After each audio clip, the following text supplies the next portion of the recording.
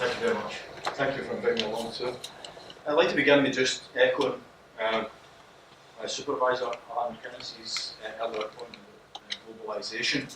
I think the Runaways Slaves project really underlines the importance of a transatlantic and indeed global approach to early modern Scottish history. And in fact, what I'm going to do today is a comparative analysis, transatlantic, of course, between labour systems, between the slaves who came here, keep it in this Caribbean transatlantic context, but also the Scottish colliers, who were in a form of servitude, of course, here. So, in the origin of the distinction of ranks, first published in 1771, John Mullen, Professor of Civil Law at the University of Glasgow, he really lamented that chattel slavery still existed in the colonies of Great Britain, a nation in which liberty was highly valued, supposedly. Miller, a pupil of Adam Smith, was a forthright opponent of slavery. Indeed, in 1792, he had joint authored an anti-slave trade petition that was sent to the House of Commons from the University of Glasgow, the first civic institution in Scotland to do so. So Miller's opposition to slavery was both practical and theoretical, and based on moral and economic grounds. So across three editions of his magnum opus, Distinction of Ranks, in the 1770s, Miller really refines his position in unfree labour through a comparison of what he called the slavery of the colliers in Scotland and also the enslaved peoples of the West Indies. Thus, Miller takes a transatlantic approach to survey forced labour regimes across the British Empire.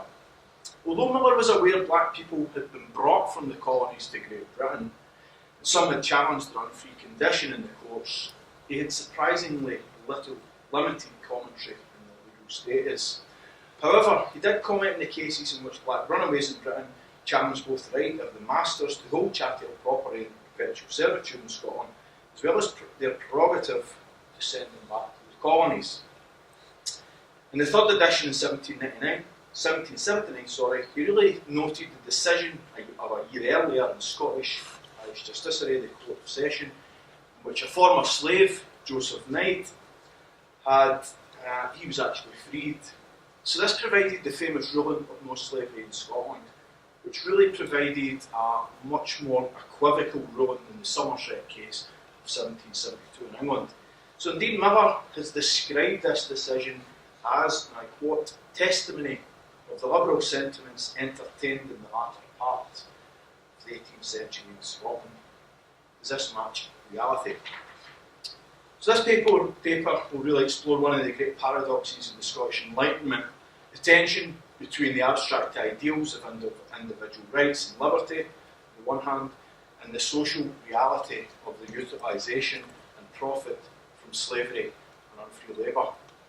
Miller's examples provide a framework for this comparative analysis of the conditions of the black enslaved people and bound white people in 18th century Scotland.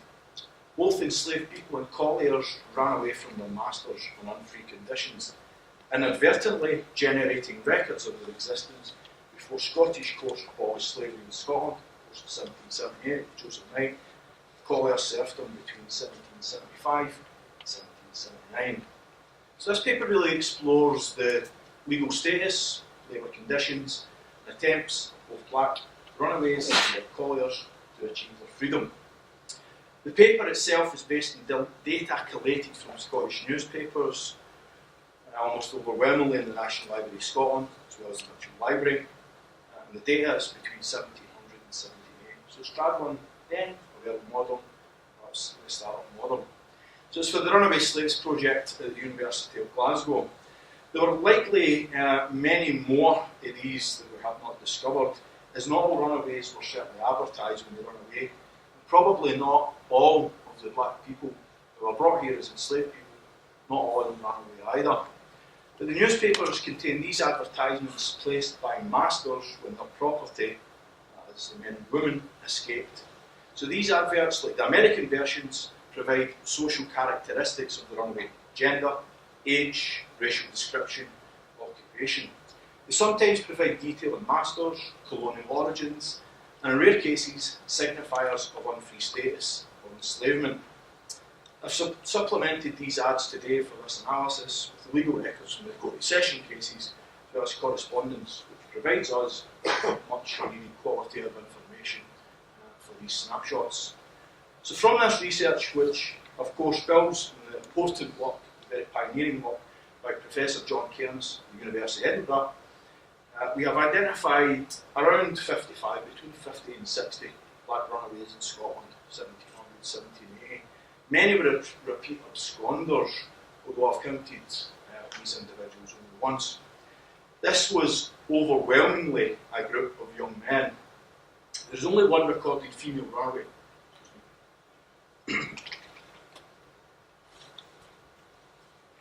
There's only one recorded female runaway, Anne, an 18-year-old who absconded from her master, Dr. Gustavus Brown, in Glasgow in 1748. We do have ages. We have ages for around half of the male runaways, and they range from age 13 to 40, although the average age of the overall group is 19. There are various racial terms used to describe the runaways, especially Negro, Black, Mulatto, but some were described as East Indian. It is probable also that there was a young Native American runaway in Glasgow in 1764 who spoke a little English and a little French, and the holes cut through each ear about a half inch long. So I'm using the term black here today in its broadest sense of the paper, as does the project, although we adopt certainly a more sensitive approach to racial descriptors. At least two of these runaways, such as London, who was the property of a plantation owner in St Kitts, were born in Africa, but had arrived in Scotland via the West Indies.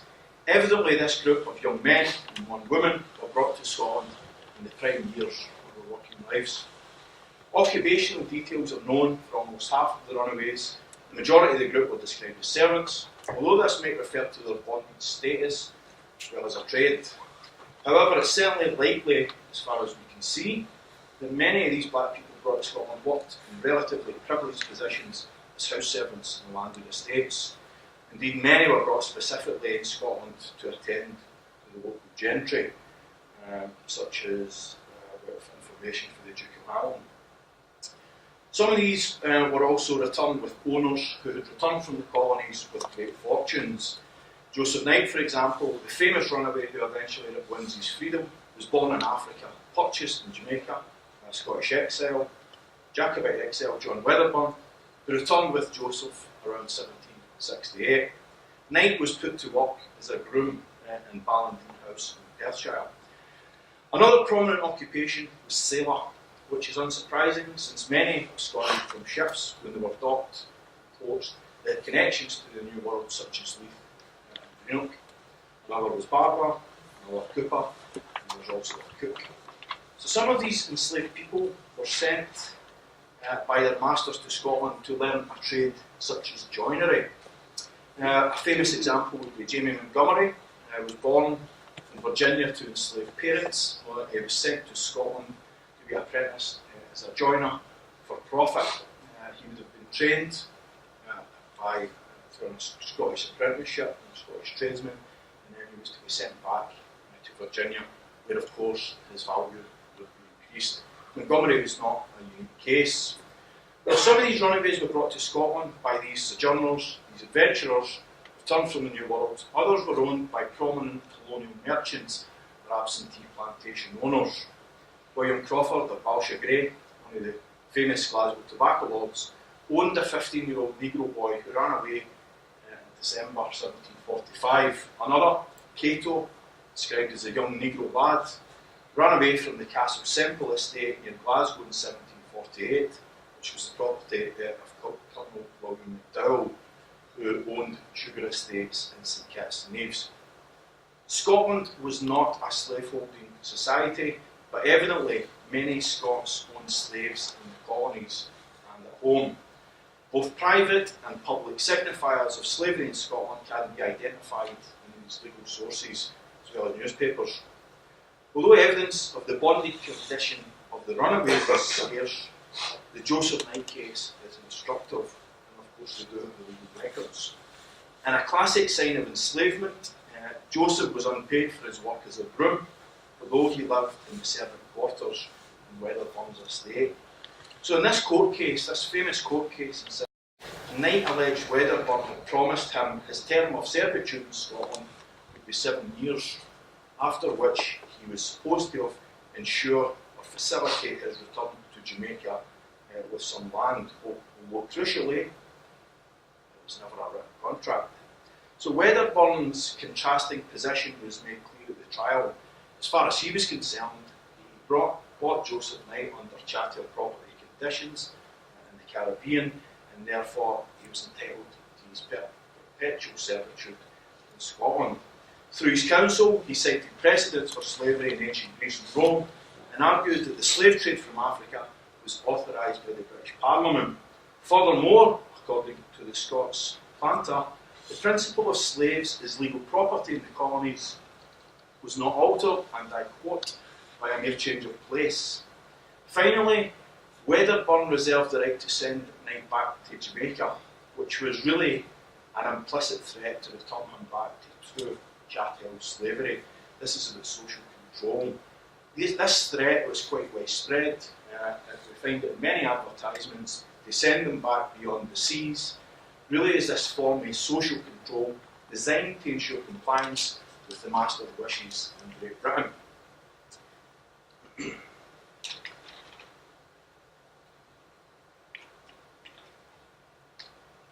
were also public signifiers of enslavement. Although there were no large-scale slave auctions in Scotland, there are a few recorded sales, such as the 17-year-old Negro boy who was offered for sale in Glasgow in 1755 through a newspaper. Runaway adverts also hint at an unfree condition which would normally be associated with New World chattel slavery.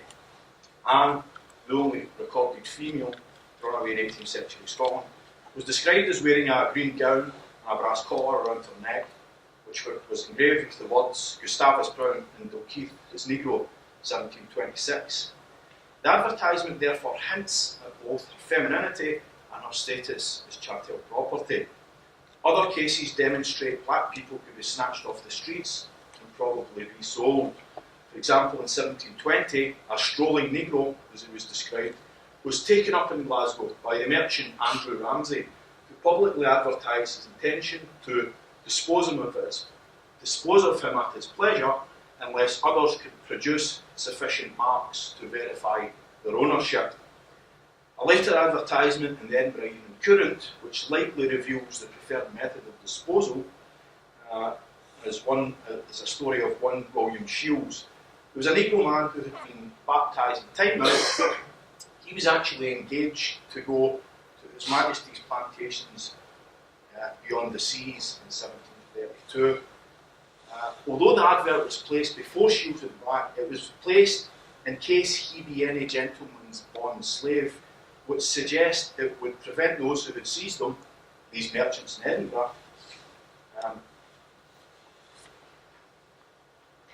from auctioning the chattel property in the West Indies. These people were publicly snatched off the streets, taken back to the Caribbean and sold for profit. The advertisement here further underlines also that baptism did not confer freedom for black people in Great Britain, but it also hints that the snatching and resale of black people was probably a systematic means of financial gain for these merchants.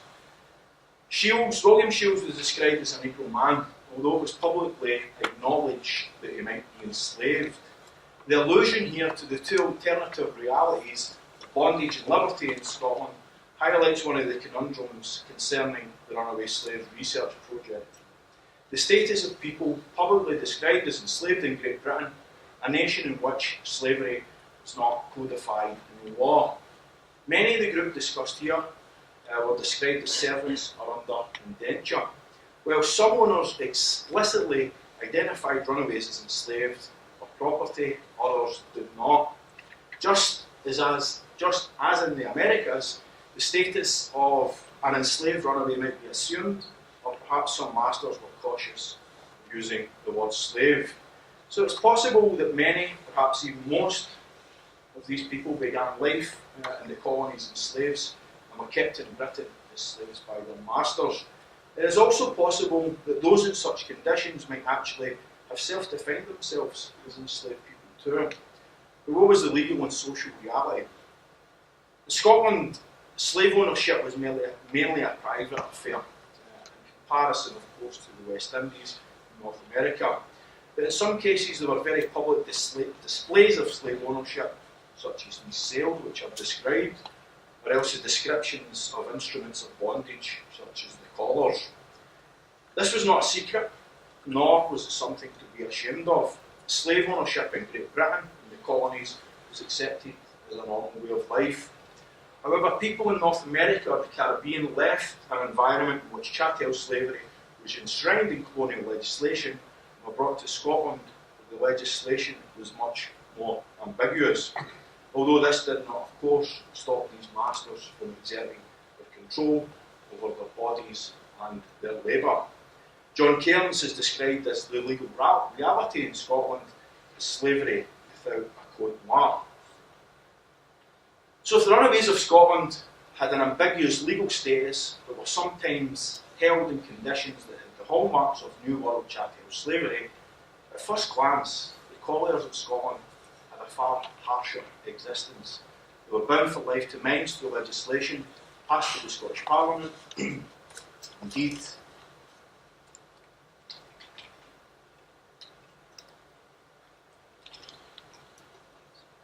some descriptive, amorph historical accounts of Scottish coal mining, such as that by Barrowman, have characterised the lives of collier serfs in terms of slavery. Certainly an act of the Scottish Parliament in 1606, it really did establish a system that commoditised the labour of colliers and salt miners as property in Scotland. Colliers were bound for life to the mine owners, who restricted their mobility through a testimonial system.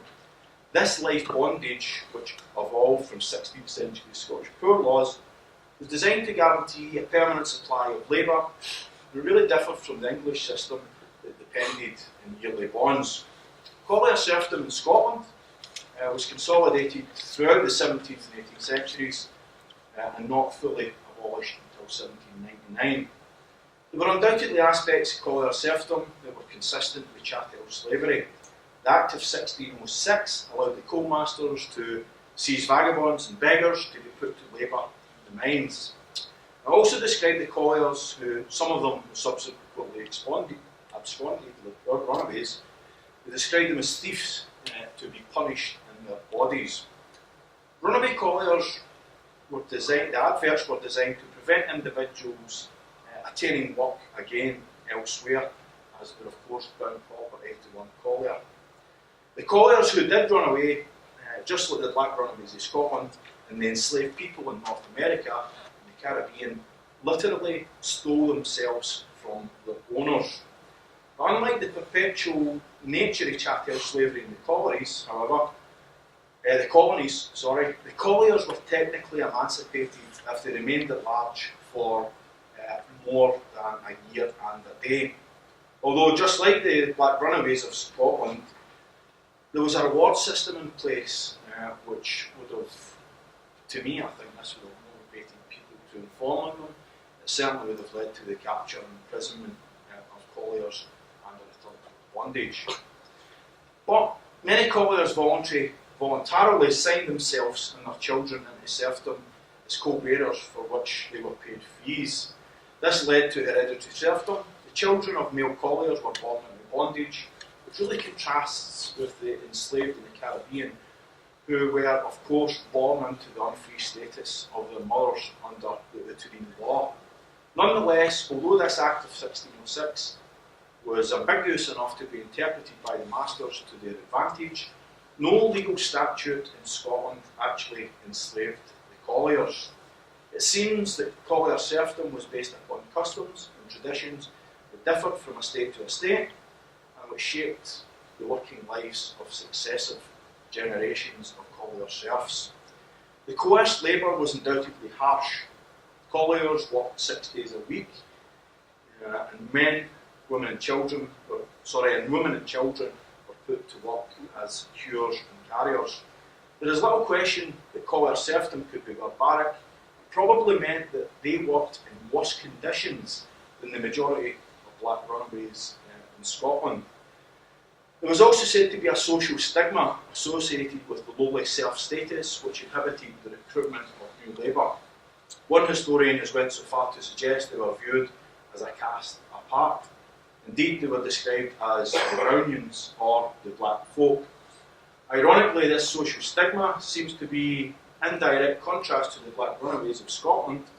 Many of these, the Runaways, as far as we can gather, fully integrated into Scottish society, and at least in Joseph Knight's case, he married amongst the Scottish community. He was married to a old Scottish servant girl in Edinburgh.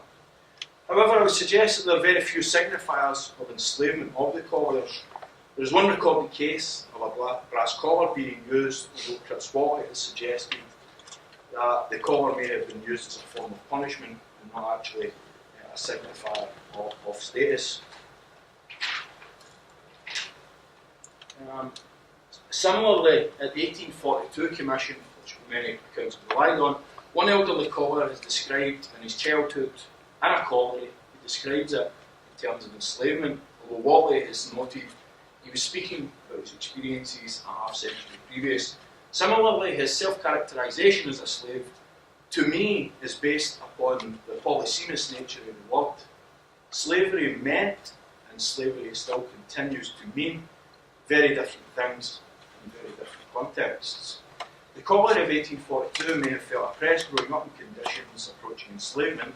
As far as I'm concerned, there's no evidence his class were de jure enslaved in Scotland. Chris Watley has done much to revise the view that describes the life and labour of colliers' serfs. He's argued that of the 5,000 to 6,000 colliers in the west of Scotland, only around half were life-bound. There are forms of labour contracts too, and not all of these serfs were bound for life. The serfs who did sign contracts voluntarily were, according to Watley, perhaps making a rational economic choice, and they were guaranteed work with relatively high wages. Colliers were able to circumnavigate the testimonial system, and for some, at least, there was mobility between the collieries. Furthermore, colliers were able to acquire property, whereas the true chattel slave was usually prohibited.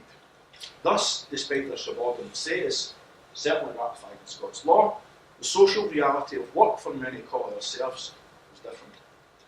There is one striking similarity between the Black Runaways and the colliers of Scotland. Many were compelled to resist their oppressive status to escape what they perceived as bondage. As the adverts in the Black Runaways reveal, many absconded from their masters, and some subsequently mounted legal challenges to their status. In contrast to the enslaved of the New World, Scottish courts were open to Black Runaways, as well as the colliers, to formally challenge this unfree status. And there are three famous court cases related to the Black Runaways: Jamie Montgomery, 1756, David Spence, 1769, 1770, and of course Joseph Knight, 1774, 1778. It's a 4-year process. So in the case of the Black Runaways, resistance took the form of individual flight, whilst the colliers could combine for collective action. But in the court case of David Spence, there is a tantalising hint at class solidarity. In Spence's legal challenge, it was stated that the whole country would be inflamed if he were to be returned to the West Indies, and it was reported that the miners and the salt colliers contributed to these costs. So we have both Montgomery and Spence, the first two cases, facing their challenge. Joseph Knight succeeds in 1778, which resulted in this famous ruling, no slavery in Scotland. The serfs, the colliers, had some success too.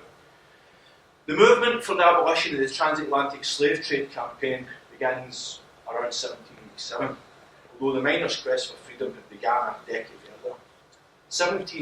Over a decade earlier, in 1762, colliers, evidently with the support of the lawyers in Edinburgh, sent a memorial to the Scottish Justiciary. The memorial characterised the bondage of colliers in terms of slavery and demanded their liberty. Although it was subsequently rejected, this was almost a half-century before the abolition of the slave trade in 1807. Around the same time, the colliers publicly advertised their plans, stating that they had the support of colliery owners. The same debate over humanitarian versus economic reasons for abolition surrounds serfdom and the transatlantic slave trade. For those familiar with the Williams thesis, Eric Williams is, perhaps controversially, as I would say now generally accepted, the slave trade was abolished as it had become economically unprofitable.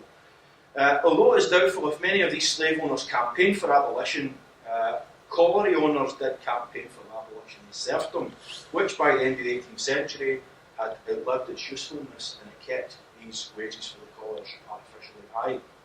However, serfdom was not addressed until 1775, and then fully abolished in 1799. After, the colliery owners were able to take advantage of a free labour supply. The connections between movements for the abolition of serfdom, domestic Scottish slavery and the transatlantic slave trade certainly awaits further exploration, but it's quite possible that the colliers' quest for emancipation shifted the terms of the ideological debate surrounding slavery and liberty in Great Britain long before Wilberforce and Co. mobilised. So to conclude, the question of the similarities and differences between enslaved people and colliers in Scotland in 18th century Scotland remains an open one. Whilst not legally enslaved, customs and traditions bound miners and their children to collieries for life to labour in the conditions, certainly not unlike the crushing brutality of plantation slavery. However, Chris Watley has done much to revise their accounts of their condition and notes the social reality varied. With regards to the black runaways of Scotland, there are some examples of these black people who were publicly advertised for sale as chattel property in Glasgow. Similarly, some of these people could be seized from the streets in the 18th century, probably to be sold again unless another master in Scotland could verify ownership of what was described in one case as a bond slave. Instruments of subjugation such as silver collars were publicly used. However, some of the runaways described here, exemplified by Joseph Knight, lived in landed estates in conditions of relative privilege to the majority of the Scottish population. Scottish law courts were also open to challenge their status, although these cases were rare, if successful in the end.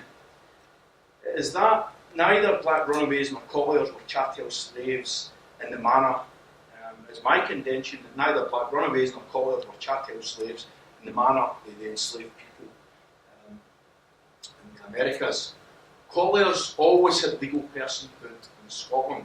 By contrast, and this is a crucial point, the black people were at the whim of cruel masters who might return them beyond the seas if they did not comply, or else they may be snatched off the streets to await others proving ownership of them. In an instant, they could be brutally hauled to the ships at Port Glasgow to be transported back to the New World. Thus, while the legal status of colliers seems to have fair, they were held in conditions approaching enslavement, the reality is that black people in 18th century Scotland could be reduced once more to true chattel slavery status in an instant, making theirs a much more precarious existence. Not all colliers were serfs, and of the black runaways we have identified, only a small minority of masters publicly admitted that the black people they owned were enslaved. I think for me it's safe to conclude from the available evidence that some, but not all, individuals in both groups were in conditions approaching a form of de facto slavery in 18th century Scotland. Both colliers and black runaways were at the mercy of sometimes cruel masters and victims of early modern capitalism. They mounted successful challenges against unscrupulous owners and demolished the exploitative system. That this was a generation before the abolition of the slave trade in the British Parliament in 1807, in my opinion, should be viewed as testimony to the liberal sentiments of enlightenment Scotland. Thank you.